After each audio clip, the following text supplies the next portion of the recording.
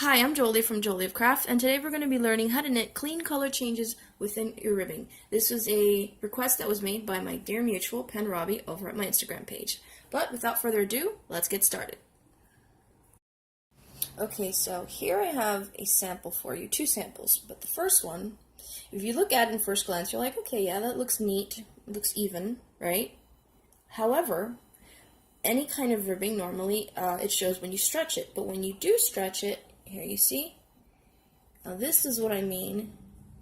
See these dashes, these purl dashes in your work, right? So when I went from purple to cream, I did knit 2, purl 2, knit 2, purl 2. When I switched purple to cream, it created these little broken lines within the work. And the same thing, I did 4 rows of the cream after that, switched to purple. So there's a line, actually 2, because the first one is tucked in there. See that? Here, and here, here. And it's okay, but what we're trying to go for, right, is this. Look at that. No dashes, nice and neat, top and bottom. So every time we change colors, we're going to have just perfect knitting all the way across, no dashes to destroy the look of the color change. That's what we're going to go for, that's what we're going to do right now. So I have here some 2x2 ribbing I did for 4 rows. I cut the yarn off because we're going to introduce another color. So here's my yarn, and I'm going to do the cream just like I did in the swatches, right? So what we do is you're just going to cast on. I'm not going to show you guys how to rib. That'll be another video for another day. But what we're going to do is that I knitted 2x2 for 4 rows. The magic happens, right, is when you change colors, when you introduce a new color. What we're going to do is that rather than knit 2, purl 2, or you know what, knit 2, purl 1, knit 3, purl 1, it really doesn't matter the kind of ribbing. That is inconsequential, okay? It's when you introduce a new color, that's when we're going to do a little bit of a different technique. All you're going to do is you're going to knit across evenly all the stitches in that stitch. That's it.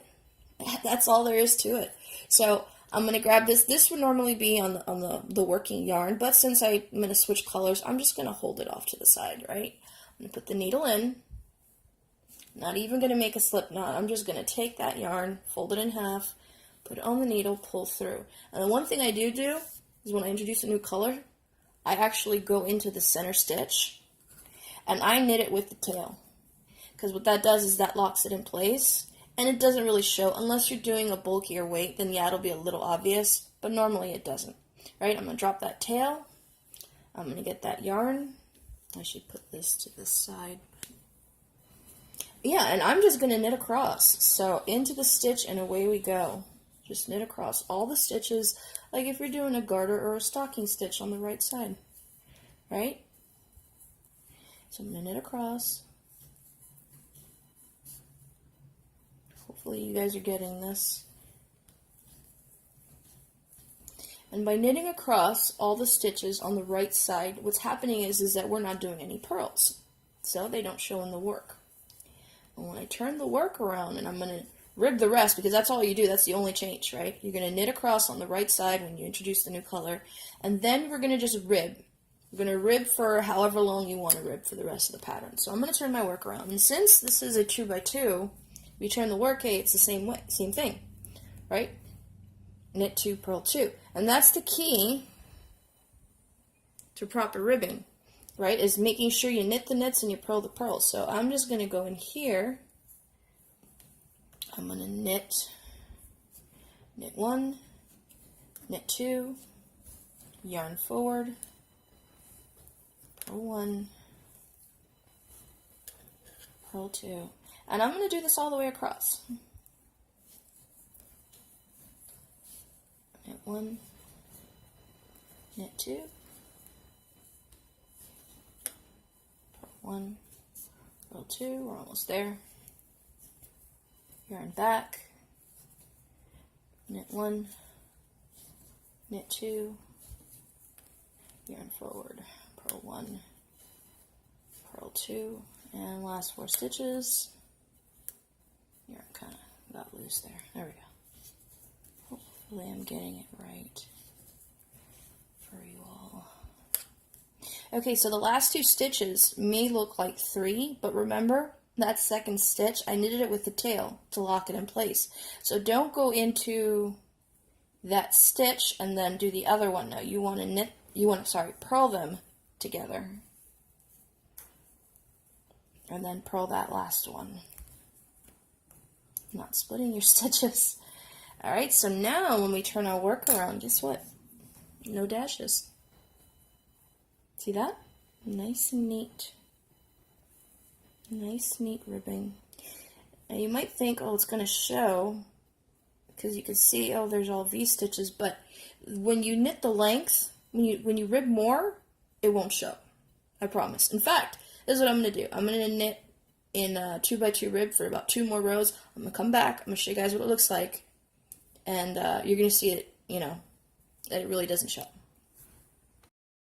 Okay, so I am back, and here we go. See?